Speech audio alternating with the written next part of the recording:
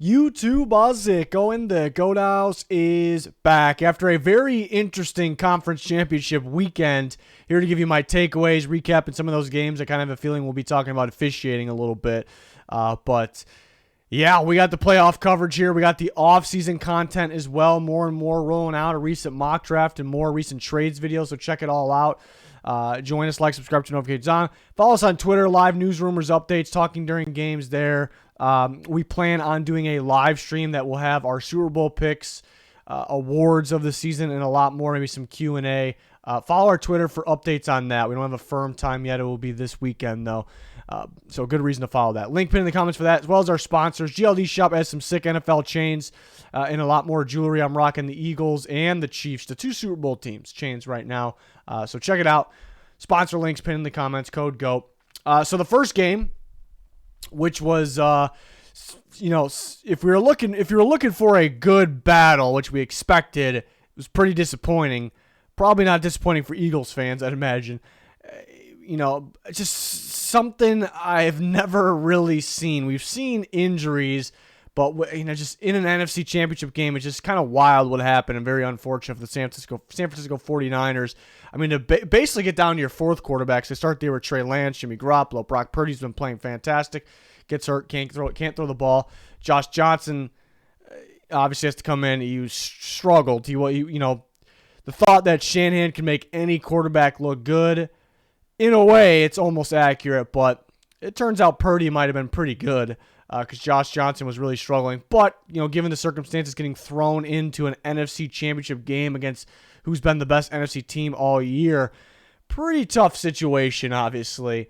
But then Josh Johnson even goes down. They got to go back to Purdy, and, he obviously can't throw. They're just having to run the ball. At that point, that was what made the game so weird because it was almost like the Niners kind of felt like there's nothing we can do. Like we have to run the ball until the clock runs out and until we face defeat. So it's just a weird sighting. And they had McCaffrey back there at one point with I don't know. It was a disaster for the 49ers. The 49ers have been a team over the last several years that haven't really had injury luck. Obviously, it's been tough. So it's not like completely surprising that this team once again had bad injury luck, but just the way it went down is just so unfortunate. You couldn't have predicted that. So it was tough for them. So if they would have, if Purdy been healthy in this game the whole time, who knows what would have happened? It could have been a whole different game. The start of the game, a big controversial thing was the Devontae Smith catch. But live, it kind of looked like an insane catch.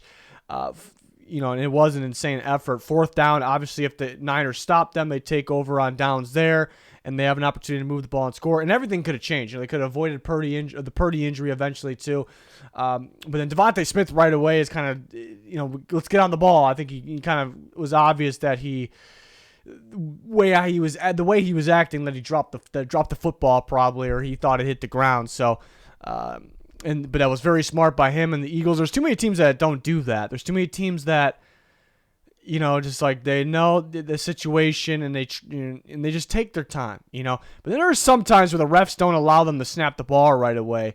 The refs sure got down there, spotted that ball, and let them go right away, too. But more so my problem is with the league. They have the league office where they have a million different angles, and it's their job to buzz it down, stop the game. So I think that's mainly everyone's problem there. Like they had appropriate angles, we would think. So why didn't they stop the game? So that could have been the Niners' ball back there towards midfield. Instead, the Eagles end up getting a touchdown. So it was almost like, the Eagles start with 7 points there. Then eventually Purdy got hurt. Some other guys are shaking up a little bit too.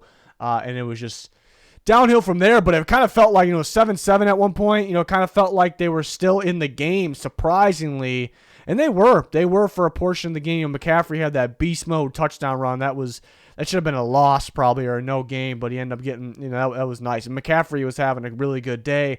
It was unfortunate they really, continue with that. Like I felt like Kittle could have had a big game. It's just very unfortunate for the 49ers.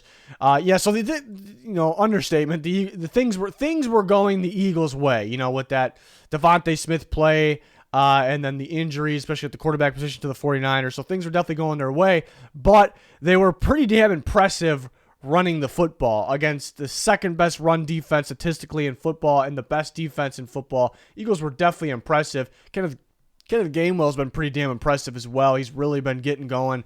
I guess starting last week against the Giants, like kind of coming out of nowhere, like looking like maybe their best running back, one of their best weapons. So, and we knew he was a pretty versatile, solid weapon kind of coming into the year. Been a little underwhelming though, just the use of him.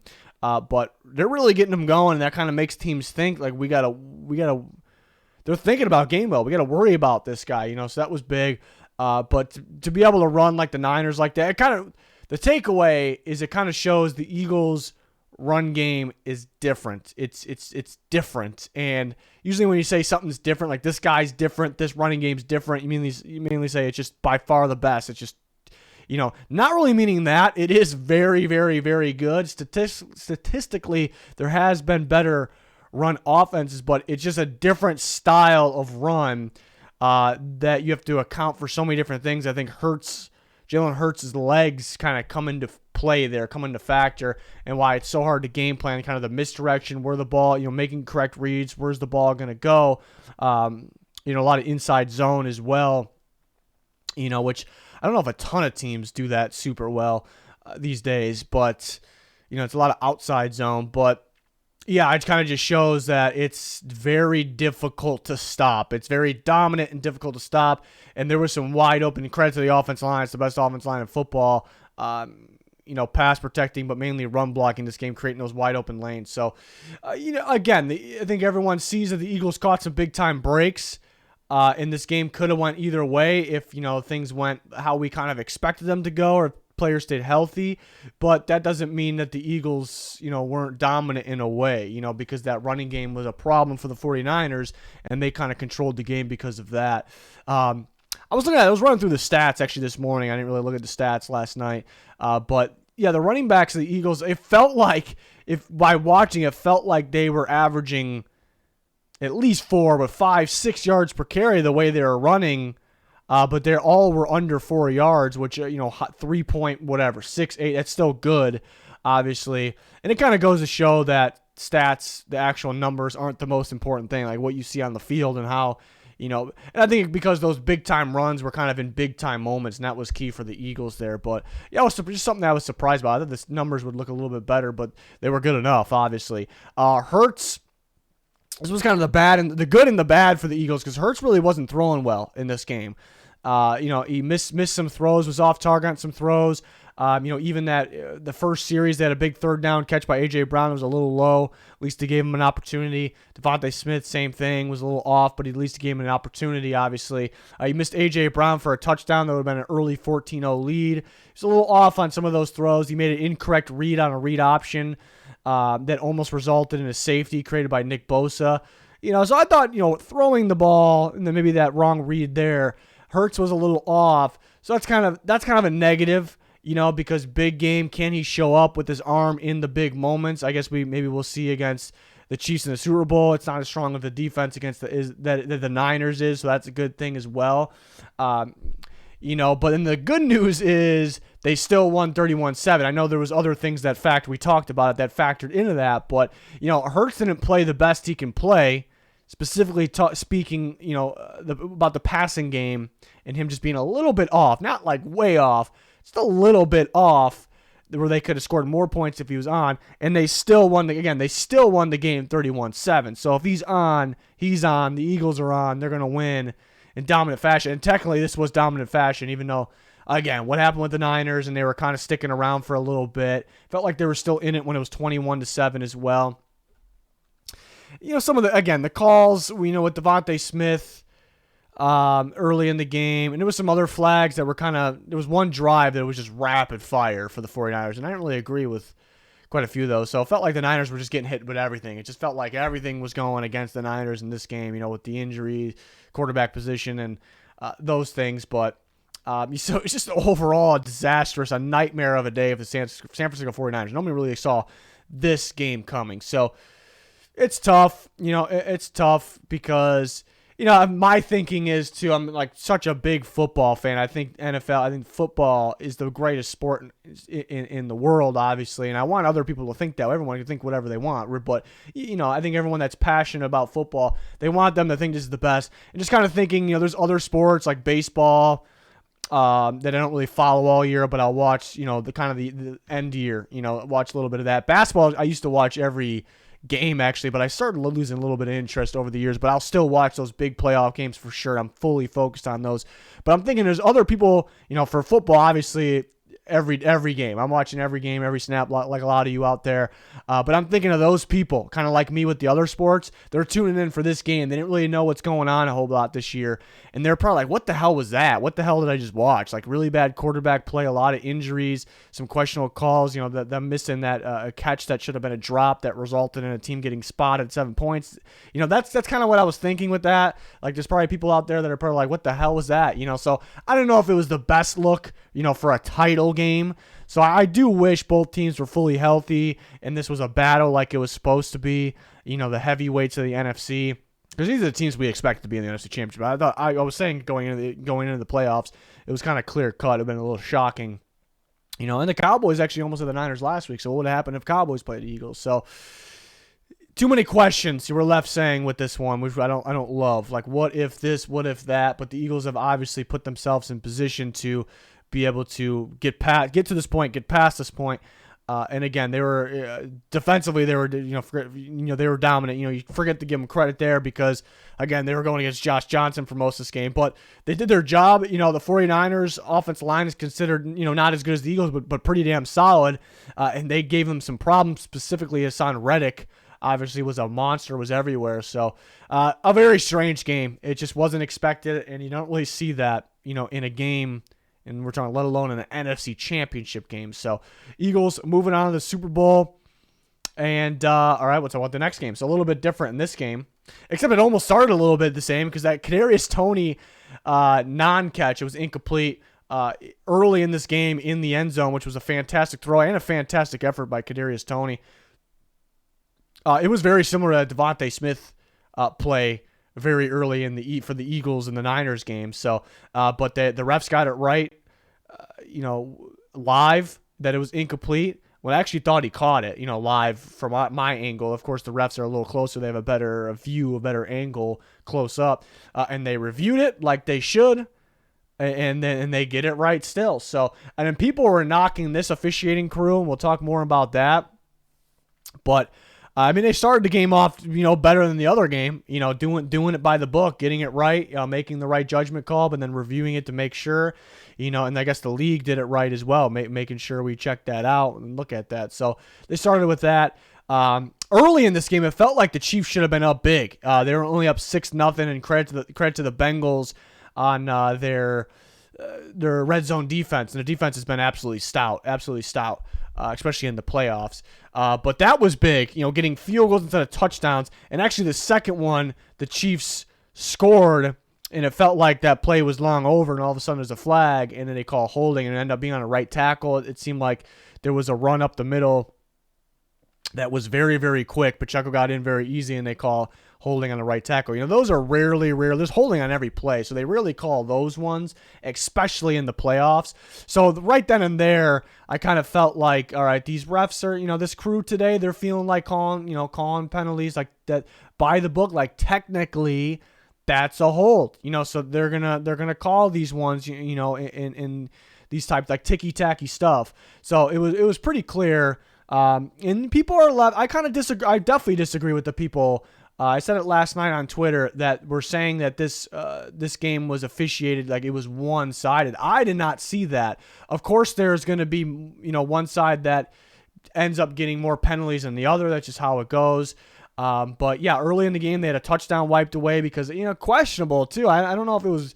Even you can debate the hold itself, too. So that was questionable. The worst missed hold I saw on the day actually came from, Frank Clark was about to get a sack, and he was getting bear hugged from the back. It's not like from the front, from the back. He's out there reaching for Burrow. That I tweeted about at the time. That was the worst one I saw. And there's people complaining about holding on a Mahomes run which, some of those look like they're debatable. So if it's even a question, then we really shouldn't be saying, rigged or anything like that, not even close. So, yeah, so I'm going to disagree with people just saying that completely disagree, saying that it was one-sided. I will say that third down, the replay thing, that was a little sketchy, especially at the time.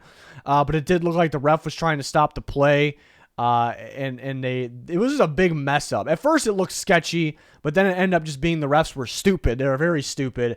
There was a mess up on the ball spot and with the clock when it was supposed to, where it was supposed to stop, so they had to obviously replay that one. But the tricky part is that I still don't like, it was still a bad job. It was a bad job to set all that up, if they had to stop the play in general. But even though they tried to stop the play, they let the play happen, and then they went back and replayed it. You don't see that very often. So I still think they messed up there. I think we're fortunate that it didn't really end up. Well, then there was a hold or pass interference right after that, which is a tough look for the refs too. But it was technically the right call.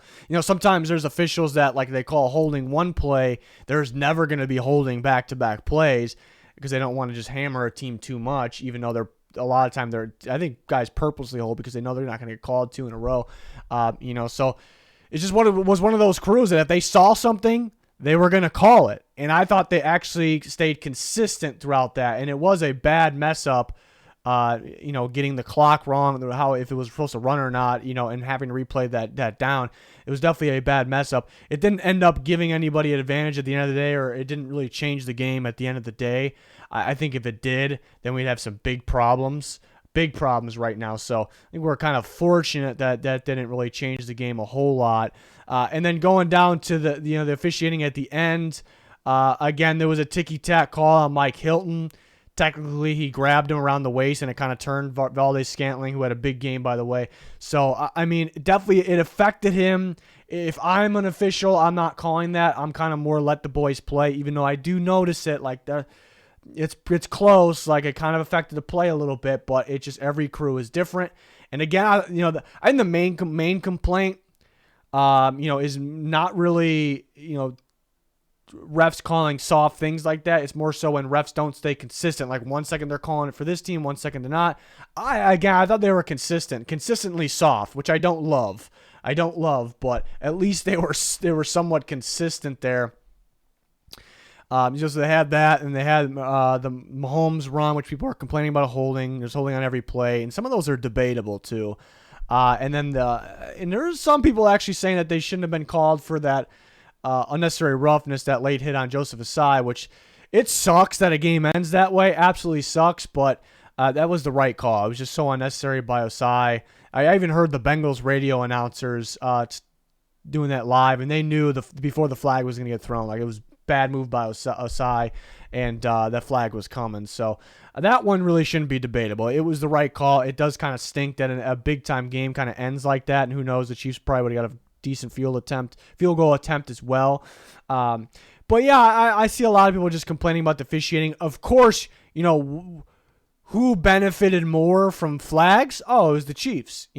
Was it by a complete wide margin? I don't really think so. Like, completely wide, I don't think so. But did it actually feel one-sided where one officiating crew was picking on one side?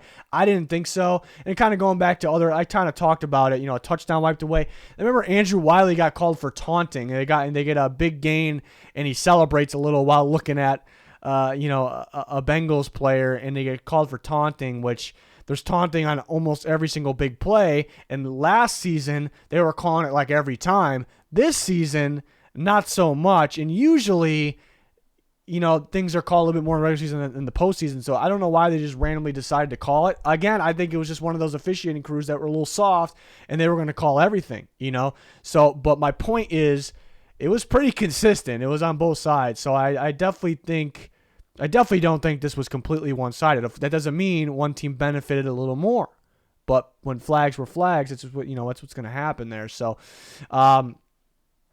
the thing that stands out to me, I think the Bengals had an opportunity to win this game, and they started a little slow. The Chiefs' pressure, pass rush was big time. Chris Jones, an absolute monster, was doubled, tripled. They put him off the edge when they needed him to make a big play. He goes and make the big play. Just an absolute animal. But Chiefs players were going down like crazy. L'Jarius Sneed is a very important player, the most important player in the secondary of the Chiefs, actually, and a pretty versatile guy as well. So they had to kind of put some other guys back there. Remembering that fourth down to Jamar Chase deep down the field. What if he was back there and on that play? Chase is still just ridiculous and makes that insane play. And then T. Higgins with that, rocket catch of a touchdown. So the Bengals playmakers really showing up. But, going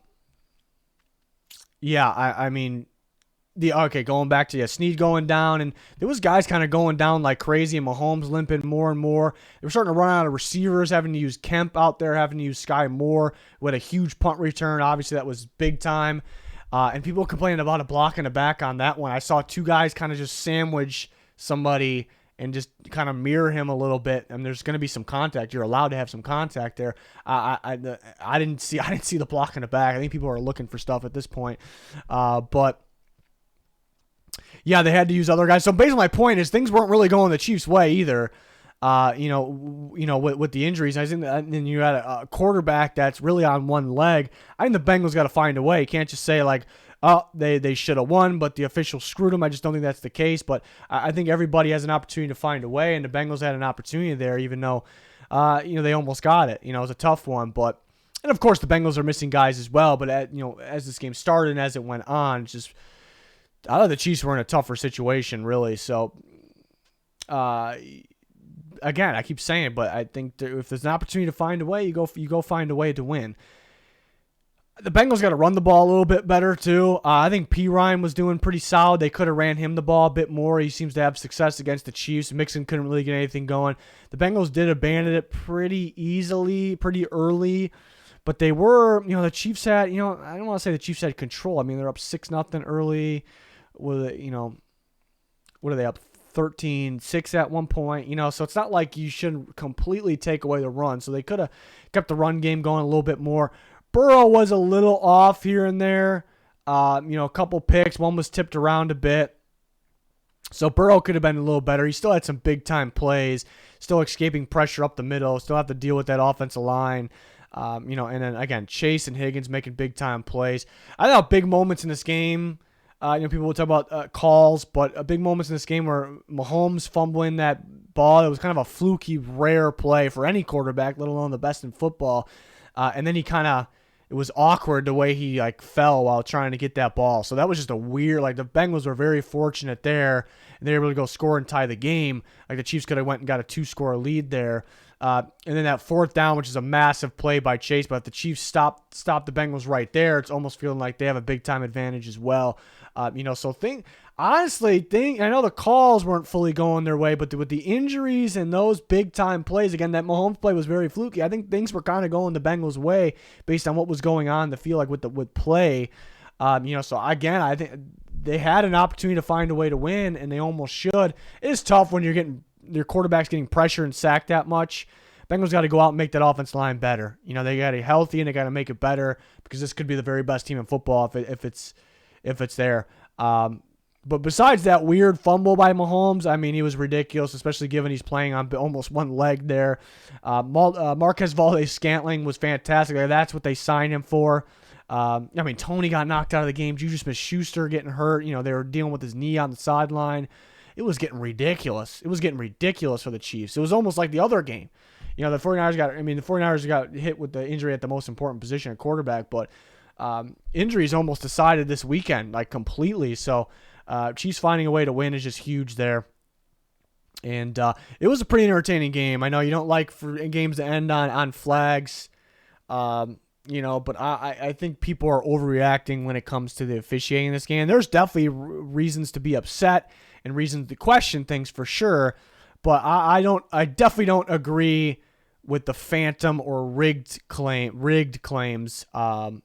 Not at all. I watch every game every single week. Do I catch every single snap of every single game? No, it's impossible. But I watch every single game every single week from week 1 till through the Super Bowl. And officiating is just bad. Very, very bad in today's NFL and today's game, unfortunately. So maybe I'm getting used to it too. But I can tell you I watched, I'd say, at least 2 games every single week there was worse officiating than this game, actually. I'd say at least 2 games every single week. It's a disaster for almost every game every week. It feels like it's that bad. But there have been, a game or 2 or 3 in, week 7, week 14 that have been just absolutely not only disastrous or messy, but they clearly just bad calls that I can't really explain decided the outcome of games. I don't really think it was the case in this one. I saw far worse this year. I mean, there's games going through the top of my mind that were just worse based on decisions and like what were they calling, than this game, I thought, based on what I watched this year. But, not that it was great. Again, I didn't really like the officiating crew. I thought they were soft. I guess at least they were consistent, but yeah, I know it's a big controversy, people complaining about it, but yeah, Bengals, they got to make that offensive line better. That's kind of the first thing there. Chiefs, Eagles, Super Bowl, we'll have our picks. We plan on doing a live stream, so it'll be a little different than our weekly Tuesday night picks. We do a live stream where we can interact with everyone in the chat. We can make our Super Bowl picks. You guys kind of see how we record it live, how it goes down. So that should be pretty fun. And we'll have a bunch of awards too. It's gonna be a lot of fun there. So we'll keep you guys up to date on our Twitter with that. But we'll have Super Bowl coverage. We'll have. We're not even done with this video yet. I was gonna rank the playoff teams like I've been doing every week. So the 49ers are gonna come in at 4. Impossible to judge them off that last game. Really good season for them. Best defense in football. But yeah, I mean, there's a reason they got dominated in that game, obviously. It's just hard to move them up, from 4 based off that, so it was a tough situation. So the 2 eliminated teams were obviously 3 and 4. That's kind of how I did it every step of the way. The eliminated teams were the back end of the rankings the last week and the week before that. Bengals coming at 3, maybe the hottest team in football down the stretch as well. Great on both sides of the ball. It's a dangerous team, a really good team. They were very close to winning that game. If they get that offense line in order, they could be the Super Bowl favorites for next year. And they got a decent amount of cap space to deal with, so I'm really looking forward to the Bengals there. And I have the Eagles at 2, and I got the Chiefs at 1, obviously. So you see the 2 teams. I've had the Chiefs at 1 for the most part recently. I did a kind of unique rankings last week, but the Chiefs, the Eagles beating the 49ers with, their situation, the Chiefs beating the Bengals, the hottest team in football, and a lot of people were picking the Bengals in a battle. With that, I think there was more. I put more stock into that, and there was no reason for me to move down the Chiefs from 1. So that was kind of the reasoning there if I ranked those teams. Head-to-head matchup between the Chiefs and Eagles is totally different. We'll see who I pick in those games. There are matchup problems for both sides where I think it can result in a lot of scoring. So I'm really looking forward to this game. I think it's a really good matchup.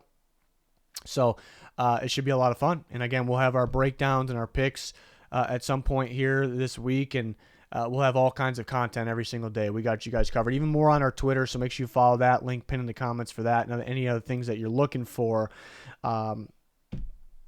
Yeah, only 1 more game left. Well, 2 more if you're counting that whatever the flag. Is it flag? I don't even know what's going on with that Pro Bowl. But really, there's 1 more game left. But off-season is always extremely entertaining, and it's right around the corner here. So cannot wait. That's going to do it. Thanks for watching. Goodbye.